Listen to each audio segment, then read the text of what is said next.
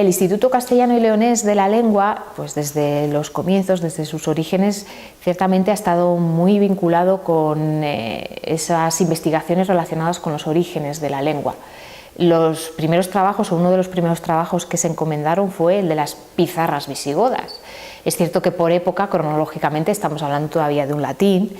y efectivamente pues todavía no vamos a ver en esas pizarras esos indicios tan palpables que veremos en Valpuesta.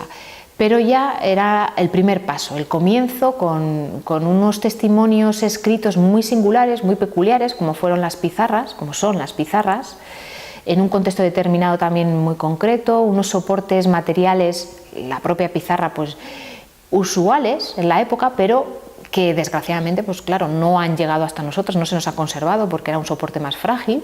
y el hecho de que se hayan conservado todas esas pizarras visigodas, hablamos de más de 100, pues sin duda era un testimonio muy relevante que había que analizar, que había que estudiar con rigor, con profundidad, y que se hizo a partir de esa encomienda que realizó el Instituto. Entonces, a partir de ahí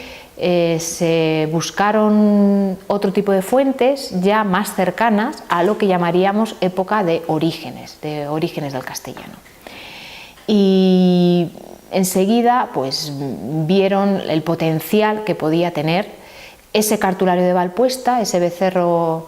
gótico galicano de Valpuesta, que era conocido, no era algo inédito en ese sentido, era conocido, había sido estudiado, pero la profundidad desde el punto de vista de un estudio paleográfico diplomático no se había llevado a cabo por la complejidad que tenía el propio cartulario. Se habían hecho estudios filológicos en el campo lingüístico, efectivamente, porque se podía un poco entrever ese potencial que tenía el becerro, pero faltaba la ubicación cronológica, la ubicación paleográfica de las escrituras, de las manos que aparecían en el becerro, porque era un estudio a la vez muy complejo y difícil que no se había abordado. El hecho que el Instituto apostara directamente por ello, por el estudio, la publicación del cartulario de Valpuesta, pues sin duda algunas ha sido uno de los proyectos, vamos a decir, estrella y más importante del Instituto, que se llevó a cabo a lo largo de un tiempo, porque requería, como explicaba, pues una especialización y unas investigaciones difíciles, complejas, que había que abordar con tiempo, pero al cabo de los años pues pudo salir a la luz, se publicó con gran éxito, con gran reconocimiento, ese cartulario de Valpuesta, y sin duda es uno de los hitos por excelencia, por referencia del Instituto. A partir de ahí, o ya previamente, se habían ido planificando por parte del director del Instituto, por parte de don Gonzalo Santonja, pues toda una serie de actuaciones en torno a esos estudios del origen del castellano.